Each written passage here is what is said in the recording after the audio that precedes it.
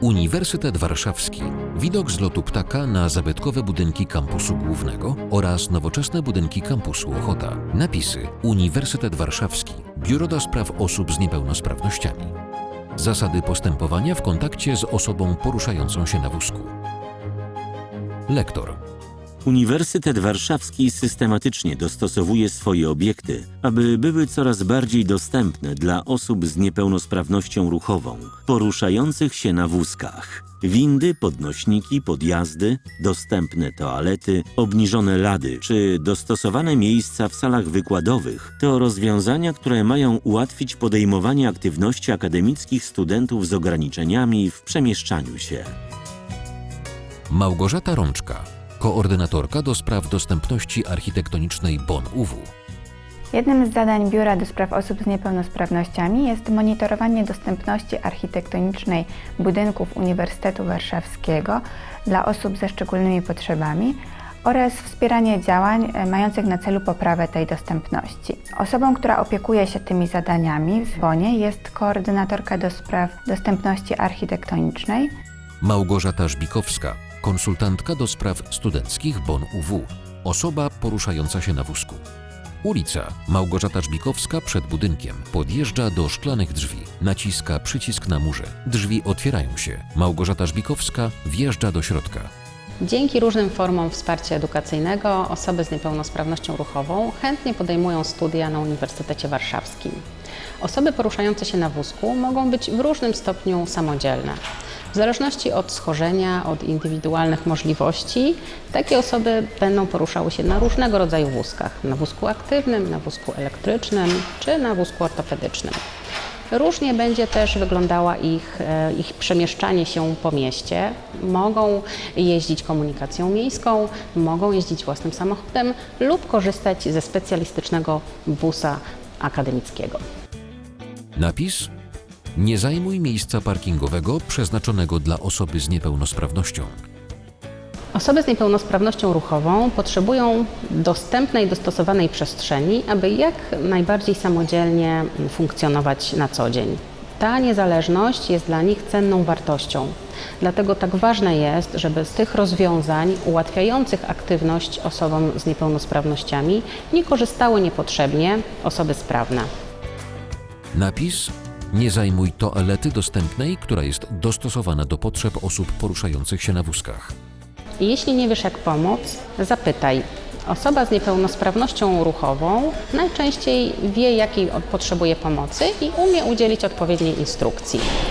Ta pomoc może wyglądać różnie. Czasem będzie to pomoc w znalezieniu dostępnego wejścia do budynku, czasem będzie to pomoc w czytelni, polegająca na podaniu książki z górnej półki. Czasem trzeba będzie pomóc poszukać silnych rąk do zniesienia ze schodów, gdy winda jest zepsuta. Napis: przepuść w kolejce do windy osobę z niepełnosprawnością ruchową. Mówi Paweł Kmiecik, grafik 3D, specjalista do spraw druku 3D, pracownia 3D BON, osoba poruszająca się na wózku. O pomoc proszę przede wszystkim w przypadkach, kiedy nie jestem w stanie samodzielnie pokonać za pomocą swojego wózka barier występujących w przestrzeni miejskiej. Na przestrzeni ostatnich lat, jeżeli chodzi o mentalność, to obserwuję bardzo dużą i pozytywną zmianę. Widok osoby poruszającej się na wózku nie wywołuje już powszechnego zakłopotania czy konsternacji. Ludzie w przeważającej większości zachowują się taktownie i oferując pomoc nie są natarczywi.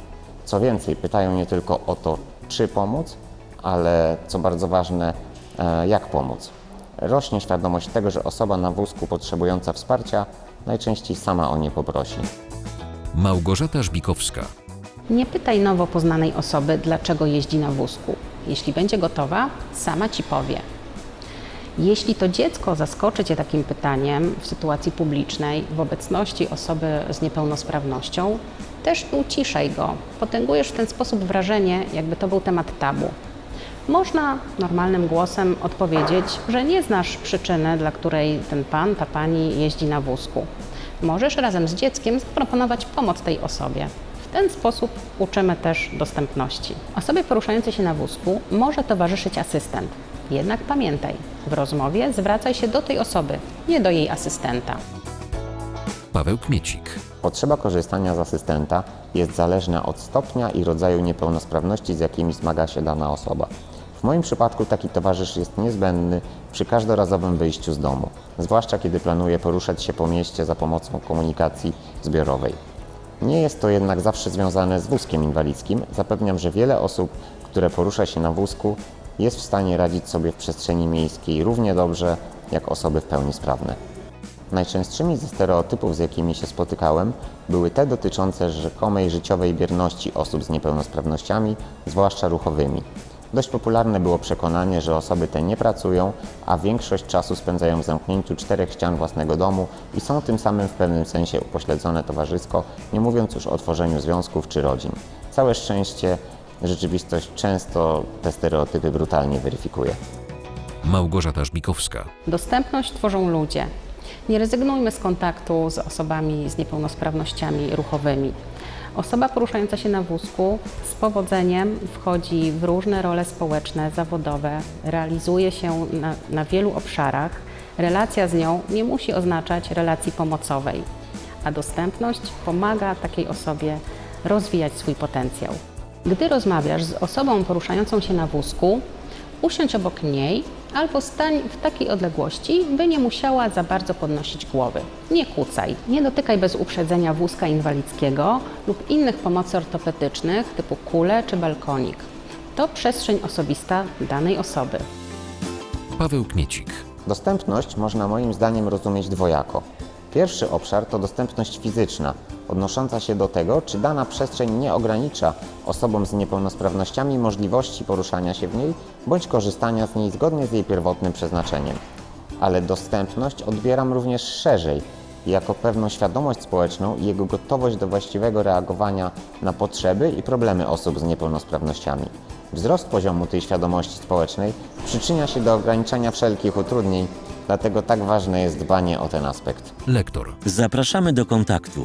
Biuro do spraw osób z niepełnosprawnościami mieści się w całkowicie dostosowanym architektonicznie budynku Wydziału Neofilologii oraz Wydziału Lingwistyki Stosowanej przy ulicy Dobrej 55, pokój 070 na parterze.